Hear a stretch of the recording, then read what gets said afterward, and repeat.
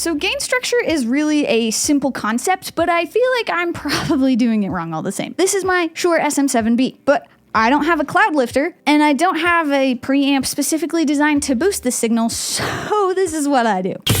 What is up, Yoshis? My name is Beth, and I run Steadfast Ascent. And what I used to do to try and use this microphone without a cloud lifter is I had the mic.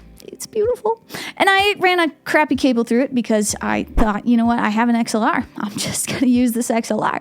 I put it into my Line 6 UX1, and I had to absolutely blast the gain. Like, it was turned almost all the way up, like 90% of the way up, because I just couldn't get enough sound out of it. And so, I mean, even if you put your face right onto it, yeah, I couldn't get enough sound out of it. And then, after all of that, I would go into Logic, and I would open it up, and I would add more gain so that I could finally have a signal. And after doing all of that, I had so much hiss that this mic was practically unusable. In concept, gain structure is simply what you do, how you set your gain throughout the signal chain of a device. So for example, this is my Shure SM7b. I have that plugged in through a cable, and it goes to my interface. From the interface, it goes to my computer. In the computer, there's a bunch of software that it goes through that also has gain within it, within the channel in my DAW, and so on and so forth.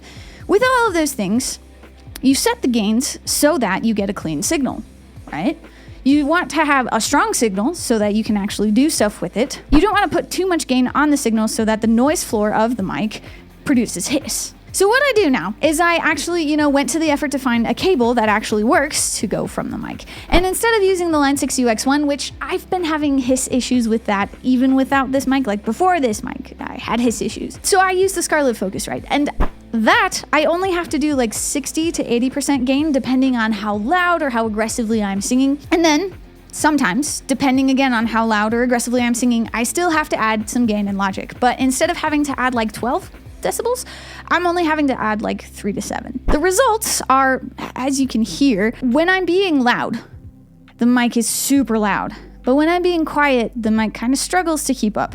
And there's not a lot of compression that's happening to like balance that out. And so mixing these vocals is a little tricky. Totally possible. Totally possible. I just go in and I segment out the sections that need more or less gain. And by that, I'm able to equalize more or less what's happening. And then I have a pretty intense vocal chain, which I will be sharing about in the next video. So feel free to check that out or subscribe to find out that when it comes out. But really, what I'm trying to tell you here is that while this system works, I'm really open to suggestions. The right suggestion might be, Beth, just get a cloud lifter. I would really like to try some suggestions that aren't get a cloud lifter first. And I will report back on my discoveries. So if you've had issues with the SM7b, go ahead and comment below, because all of us who are watching this video might have some experience and we might be able to help you out in terms of figuring out how to use this beautiful microphone. I got it specifically because I wanted to be able to have my friends scream into it without having to worry too much about blowing out my actual mic. Plus, like, all of the cool kids are using this mic, so I was like, I should figure it out. And if you're one of the cool kids who actually knows, please help us in the comments.